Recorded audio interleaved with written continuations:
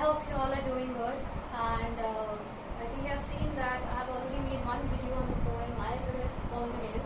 So this is going to be the part 2 video, part 2 of the poem "I Will upon the Hill."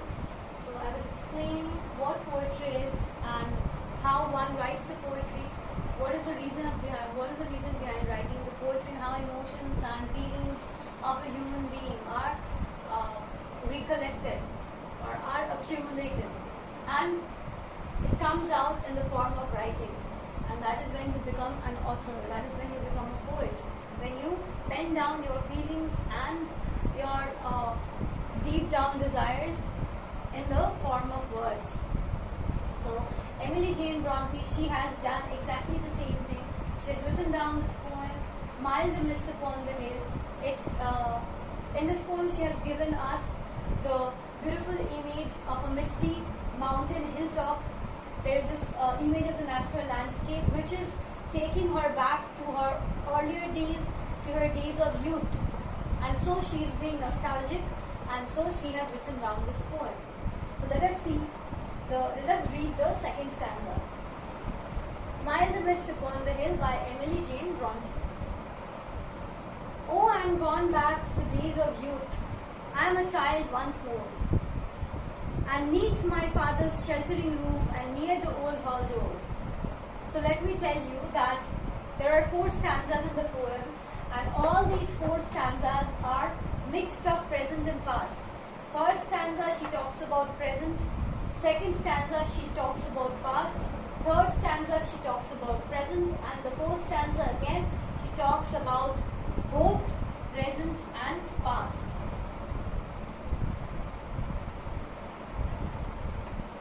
Okay, so in the second stanza, she is taking us back to her past memories, to her beautiful young days. And what is that day? What are those days? How did she spend her young days? I am gone back to the days of youth, to her young days. So seeing that beautiful misty hilltop, she is going back to her young days when she is a child. When she was a child. I am a child once more. So she was a child, and she was knit my father's sheltering roof. Knit means beneath.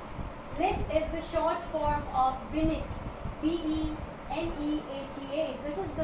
This was the way of writing down words in the olden days by the author. So she is now going back to her past days where she was a child, and she was under her father's sheltering roof. So she was safe and secure under the sheltering roof of her father and near the old hall door.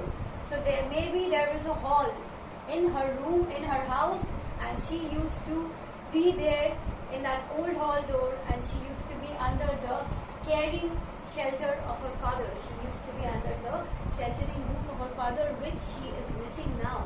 So maybe from this we can take a point that she is not safe and she is not secure in her present life, and that is why she is yearning back for those past days when she was with her father. So seeing that beautiful misty hilly top, she is writing down this poetry, and she is desiring to go back to her past days. Third stanza. I watched this cloudy evening fall after a day of rain. So now she is again coming back to the present moment of her life. Where she was sitting in front of that misty hilltop, and so she watches the cloudy evening fall. So throughout the day it is rain, and now evening has fallen, and it is a cloudy evening after a day of rain. Blue mists, sweet mists of summer fall, the horizon's mountain chain. So in that present moment where the author was sitting in front of the misty hilly top, so she is describing that misty hilltop, and she is also describing the mist as blue and sweet. So mist, blue mist and sweet mist, these are the 2 adjectives given by the author. Why? Why sweet mists, how can fog be sweet? Have you ever tasted fog? No. But she is giving this adjective sweet because this beautiful blue mist that is upon the hill, that is giving, or that is taking her back to her sweet memories of her life with her father. And so that is why the mist is sweet to her. To her, the mist is sweet. Maybe it is not for her because we are not in her position, we are not in her situation. So maybe had we been in her situation, for us also maybe the mist would have been sweet. But since we are not in her shoes, we can't understand her feelings or emotions.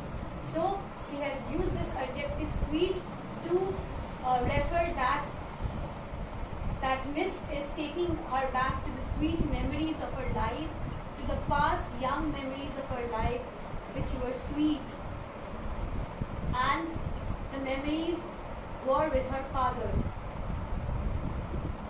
That is why sweet mist and blue. Why? Because apparently the hill looks blue in front of the author, because hill, as you all know, hill like this, and on top of all the hills there are this mists, blue mists and sweet mists. So seeing this hilly top, beautiful hilly top, and she's sitting far away from the hill. So from far away distance, the hills are looking blue. So that blue hill is mixing up with the mist, and so the mist is also looking blue from far away. So this whole hill, it is forming a mountain chain. See, a chain-like thing. So that is why she is writing blue mist, sweet mists of summer pall. Pall means thick cover. So this mists, they have covered up the hill. So the thick mists, they have covered up the hill, and from the distance it is looking like a mountain chain, the horizon's mountain chain. So this Emily Jane Bronte, she is sitting and she is looking up she's looking at this beautiful mists upon the hill, and from far away it is looking like blue mists, and that beautiful natural imagery, that beautiful natural landscape is taking her back to her past young memories with her father. And so she is giving, or she is using all these adjectives to describe the mist. It was sweet, it was full of her past memories. Next, last stanza. The damp stands on the long green grass, as thick as morning's tears, and dreamy sense of fragrance past the breath of other years.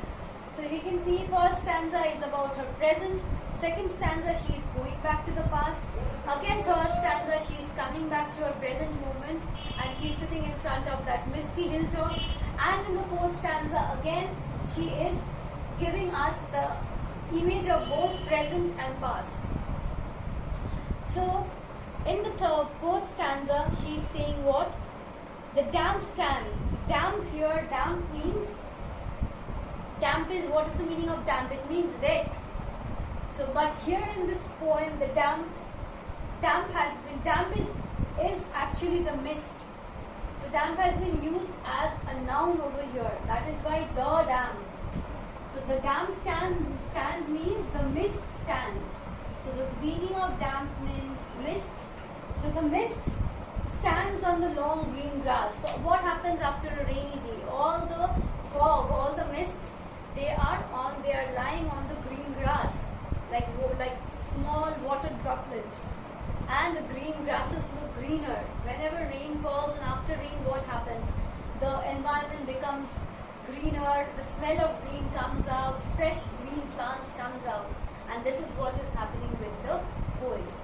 So next stanza is there are a lot of things that I need to explain, so I'll be explaining the last stanza in my next video, and I shall again just round up the whole poem in my next video.